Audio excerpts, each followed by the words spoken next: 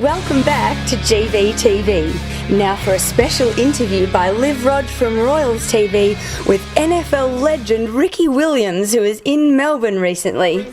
I'm here to teach a class, actually, and I guess the people that organized the class somehow found out about this event, and they asked if I was interested, and I said, hell yeah. Yeah. What class is that? It's a class, like I do some motivational speaking, so just, using my experiences as a football player and how I had to overcome obstacles and just helping people, whatever's going on in their life, showing them different tools they can use to overcome obstacles. So is that mainly for sport, or are you doing it for other things as well? Well, it started off as sport, and I saw that it actually applied to other areas of life, and so I've started to expand it to all areas of life, really. I mean, it was interesting. At one point in my life, I noticed I was having so much success on the football field, but other parts of my life were not so much fun. And so I was like, I wonder if I applied the same kind of things that I did to make me a good football player to my life, if my life would get better, and it did. And so I was like, okay, I could do this.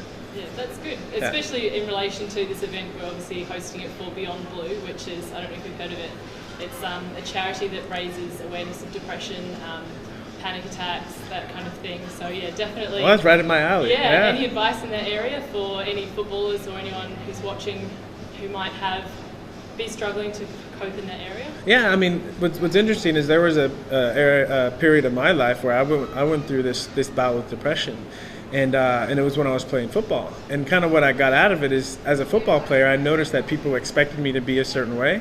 Yeah. And so a lot of the depression and the anxiety attacks was because that really had nothing to do with who I really was. And so once I decided that I could be me and be a football player and have both of them, then it started to change really quickly. Yeah. Oh, nice. So how are you finding Melbourne so far anyway, apart from teaching? I really love this city. It's very interesting. I was here about 9 years ago.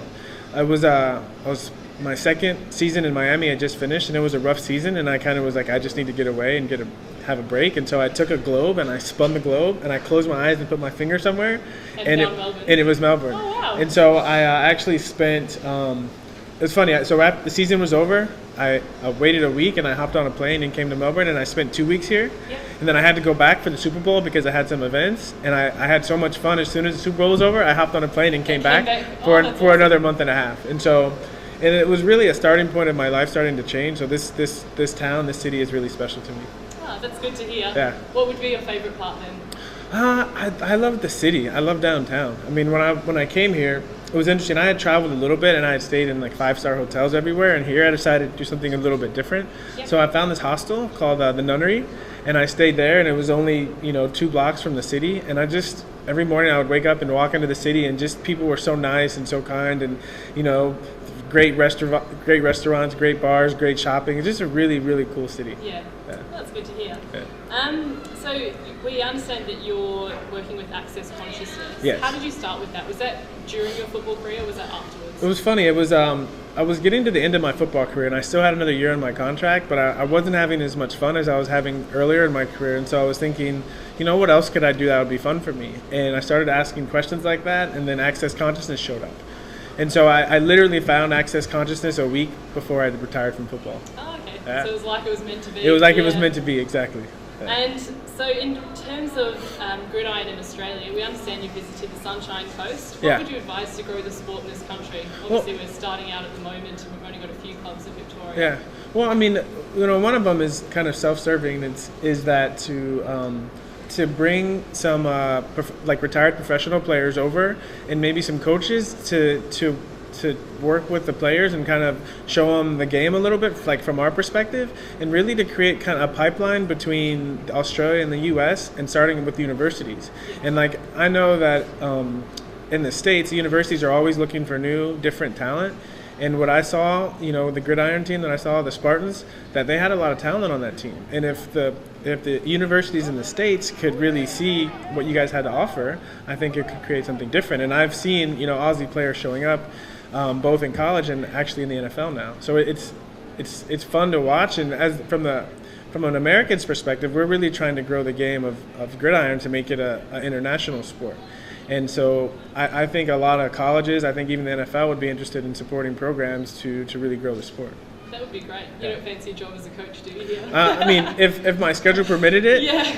But hey, life in Melbourne. Yeah. it's very tempting, but at least trips over a couple times a year to do like week camps or clinics would be a lot of fun.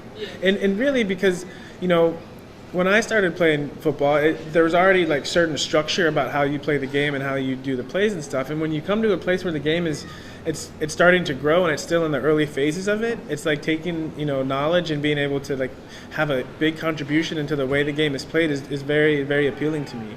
I mean, like I was walking over here looking at the playbook and just to have access, someone who has access to an NFL playbook, to bring it over and, talk to some of the different coaches and kind of show them blocking schemes and kind of talk to them about the way we do things, for me could really help increase the game even more than it's already expanded here. Absolutely, because I think the love for the sport is here. It's just Royals, I know, started with a couple of guys throwing a ball around, and it's all grown from there, so it definitely helps having that connection.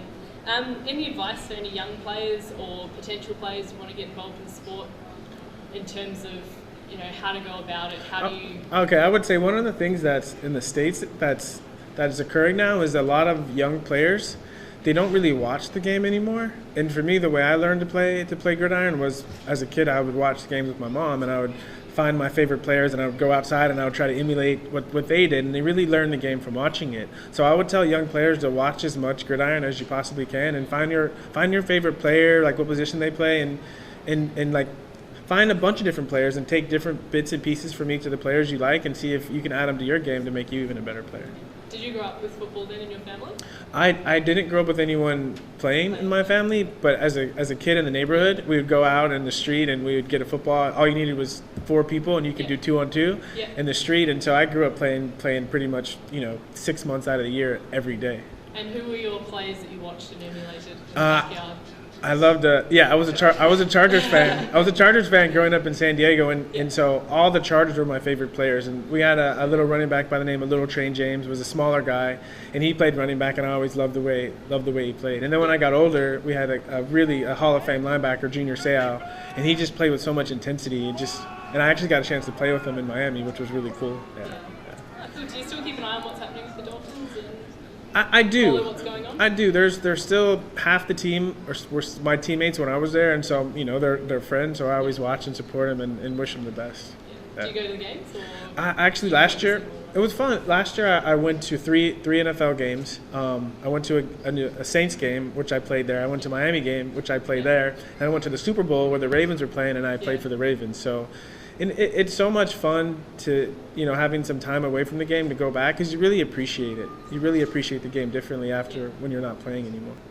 Promote, I guess, to Gridiron in Victoria? Well, I mean, it's interesting. I mean, I started coming to Australia, like I said, 9 years ago, and it's been interesting to see the Australians' opinion or point of view about Gridiron change.